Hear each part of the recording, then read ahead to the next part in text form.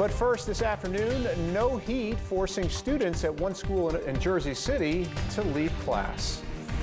Good afternoon. Thanks for joining us on News 12. I'm Kurt Sieglin. And I'm Brittany Miller. We start with this. Tropical Storm Ida is partly to blame for students at a Jersey City school being pulled from their classrooms this morning. Students at PS 14 were bused to other buildings. Let's get details on this right now. News 12 New Jersey's Chris Keating is on Union Street. Chris?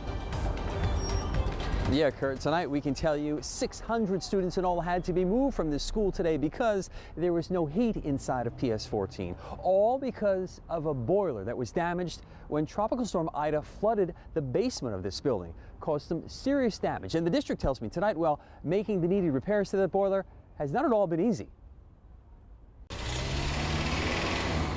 By noon today, PS 14, also known as the Culbreth School, was empty except for security guards inside. Because this brick building doesn't heat up well without some help, all of the students, pre-K to 8th, were separated between public schools 12 and 29.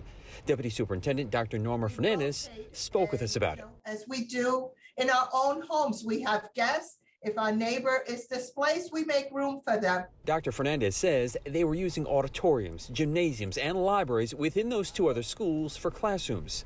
As for the busted boiler, she says it's been tough getting the parts for repairs. She says the supply chain crisis is to blame. The boiler room was underwater, so it sustained significant damage, and our crew and the vendors have been working on it for over a week.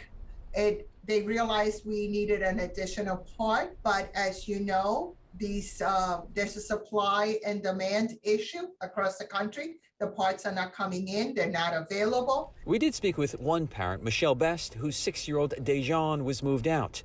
She was concerned because she hadn't been told where her son was taken. I'm okay with them moving them. I just don't feel okay at the fact that I don't know where my child is. Say if something happened, how would I get to them? How would I know where they are? The district says they sent out an email at around 9 o'clock this morning, but Best says she didn't get it. By 2 this afternoon, 8 busloads of students rolled back up to PS 14 so they could finish the day in their own classrooms and be dismissed to their parents. If the weather doesn't heat up overnight, however, it's very possible these students will go through all of this same routine once again tomorrow morning.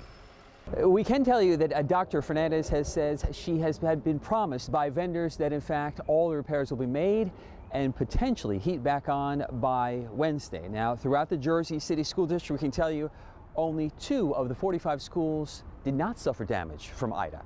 In Jersey City tonight, I'm Chris Keating, News 12 New Jersey.